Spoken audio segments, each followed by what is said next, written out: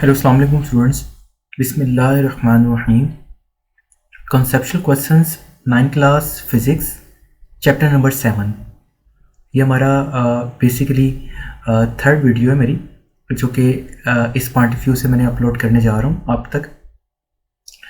आप जानते हैं कि हमारे पास लाहौर बोर्ड के अंदर इस दफ़ा फ़िज़िक्स में के पेपर के अंदर कॉन्सेप्चुअल क्वेश्चंस भी आने हैं, और इससे पहले मैं 9 चैप्टर के और 8 चैप्टर के अपलोड कर चुका हूँ। आज चैप्टर नंबर 7 के हवाले से हम वर्क करने जा रहे हैं। First time in Lahore board, आप लोग जानते हैं फर्स्ट क्वेश्चन जो कि हम मूव कर रहे हैं, is pressure a scalar quantity, was what is its SI unit. क्या प्रेशर एक स्केलर क्वांटिटी है? फिर उसका एसआई यूनिट क्या है? Yes, pressure is a scalar quantity, pressure एक स्केलर क्वांटिटी है। Its SI unit is pascal, इसका एसआई यूनिट पास्कल है, जो कि न्यूटन मीटर पर स्क्वायर भी है। एक पास्कल भी है और न्यूटन मीटर पर स्क्वायर भी है। ये क्वेश्चन नंबर 1 था स्टूडेंट्स हमारे पास। नेक्स्ट मूव करते हैं क्वेश्चन नंबर 2 के ऊपर। Describe that when the object floats on the water and when sink into it. इसके लिए हमारे पास एक पिक्चर भी है जो कि मैंने आपके सामने शो ऑफ हो रही है। ऑब्जेक्ट पानी के ऊपर फ्लोट कब करता है और पानी के अंदर डूब कब जाता है। मैं इसका आंसर रीड करता हूँ, फिर साथ साथ आपको समझाता भी हूँ। An object sinks in the water if its weight is greater than upthrust acting on it.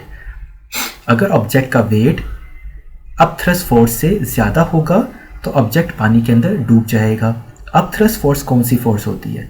ये वो फोर्स होती है जो कि पानी के मॉलिक्यूल्स ऑब्जेक्ट के ऊपर अप्लाई करते हैं नीचे से ऊपर की तरफ। अगर ऑब्जेक्ट का वेट ज़्यादा है और नीचे से अपथ्रस्ट फोर्स जो कि पानी के मॉलिक्यूल्स अप्लाई कर रहे हैं वो कम है, तो ऑब्जेक्ट पानी के अंदर डूब जाएगा।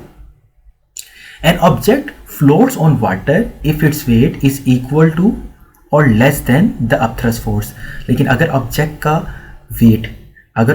वेट कम है अपथ्रस्ट फोर्स से, या लेस देन है या इक्वल है, अगर ऑब्जेक्ट का वेट अपथ्रस्ट फोर्स के बराबर है या अपथ्रस्ट फोर्स से कम है, तो ऑब्जेक्ट जो है वो पानी के ऊपर फ्लोट करेगा। फर्ज कर लेते हैं आपके पास जो अपथ्रस्ट फोर्स लग रही है वो है 100 Newton.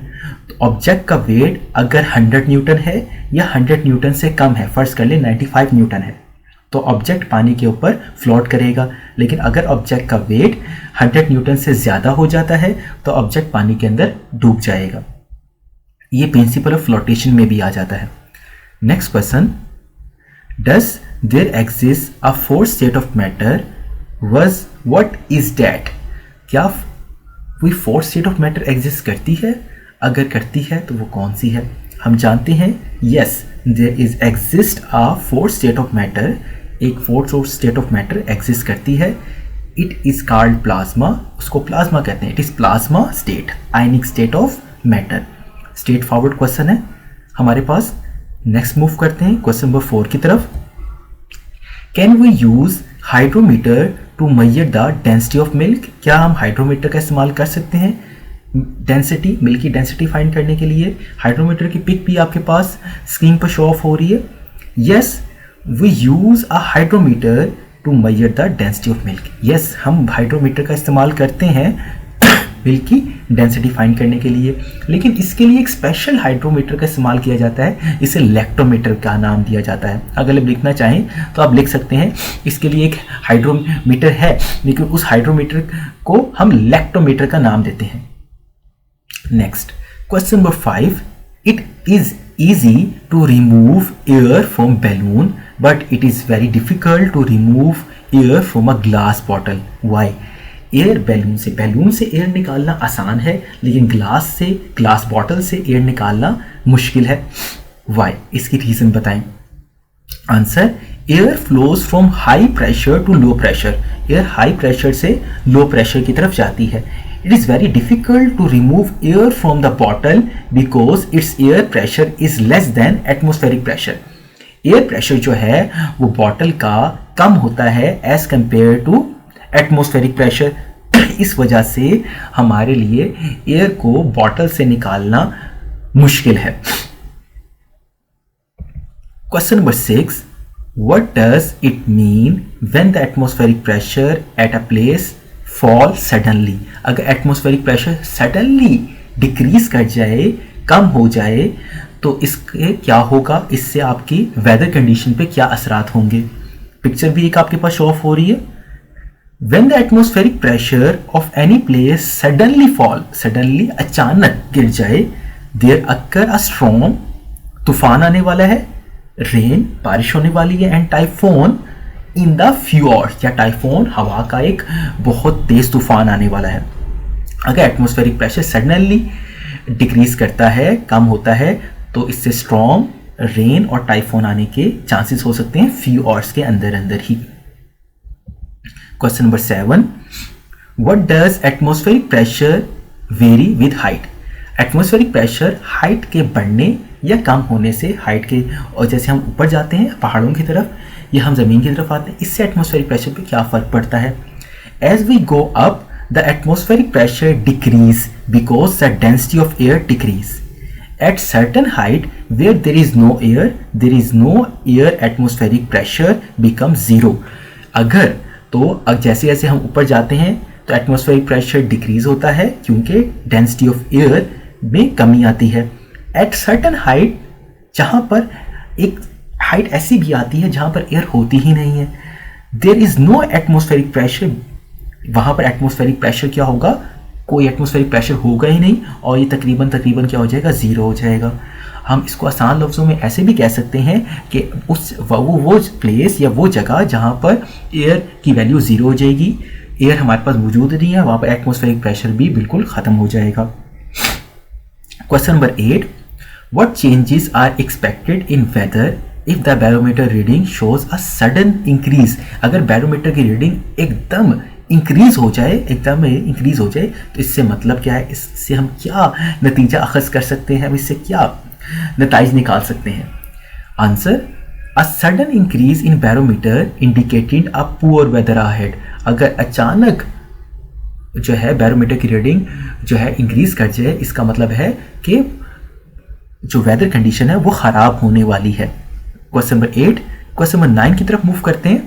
How a submarine floats on the water surface and dives down into the water. ये भी एक कॉन्सेप्चुअल क्वेश्चन में आ सकता है। एक पिक्चर भी है आपके पास जिसमें सबमरीन दिखाई गई है, इसका आंसर मैं रीड कर रहा हूँ। A submarine has a system of tanks. एक सबमरीन के अंदर टैंक्स का एक सिस्टम होता है which can be filled and emptied with sea water, जिसको फिल भी किया जा सकता है सी वाटर से और इसको खाली भी किया जा सकता है। When the tanks are filled with water its weight increases and its dive into the water and remain under the water. जब आपने सबमरीन को पानी के नीचे लेके आना होता है तो आप उसके टैंक्स के जो होल्स होते हैं उनको ओपन कर देते हैं और समंदर का सारा पानी उसके अंदर जमा हो जाता है और सबमरीन का वेट बढ़ जाता है। सबमरीन का वेट बढ़ जाने की वजह से वो पानी के अंदर चली जाती है और पानी के अंदर ही रहती है।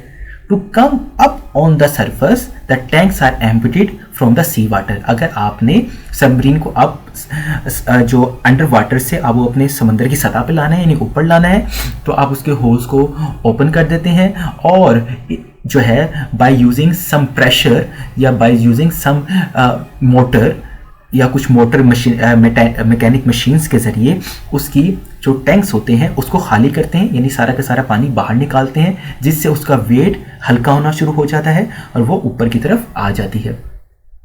Question number 10, why does a piece of stone sink in water but a ship with a huge weight floats?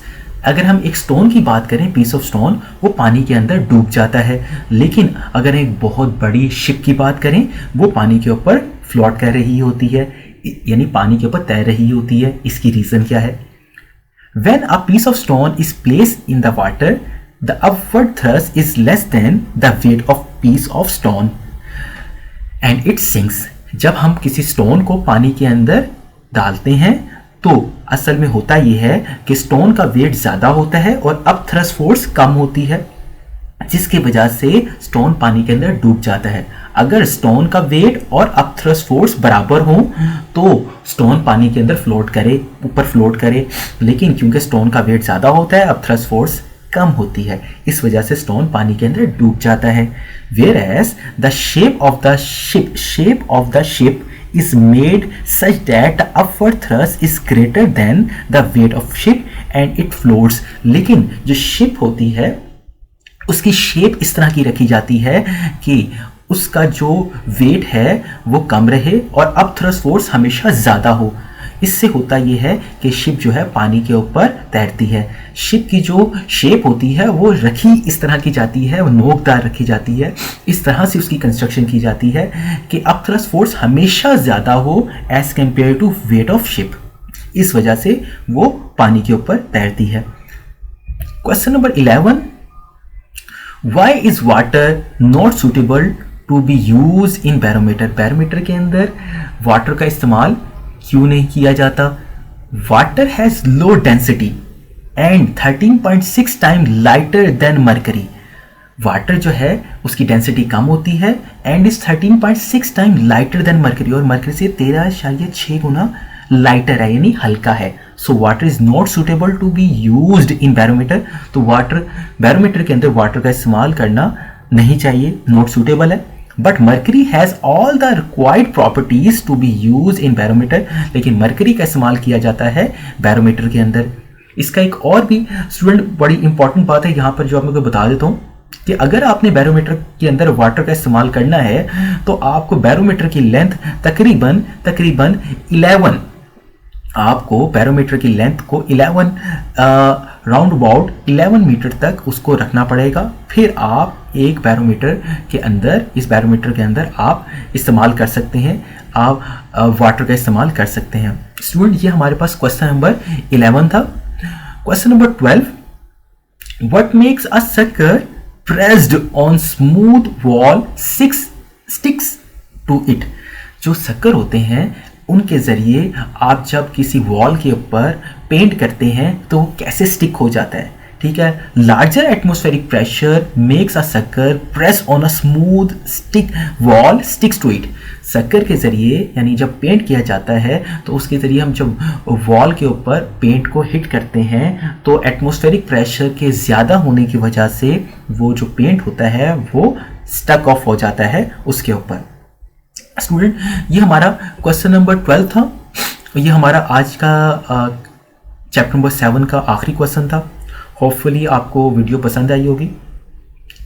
अगर कोई क्वेश्चन आपको समझ नहीं आया या कोई प्रॉब्लम आ रही है आपको तो आप मुझसे कमेंट सेक्शन में पूछ सकते हैं। होपफुली अब इंशाल्लाह नेक्स्ट लेक्चर में आपसे मुलाकात होती है।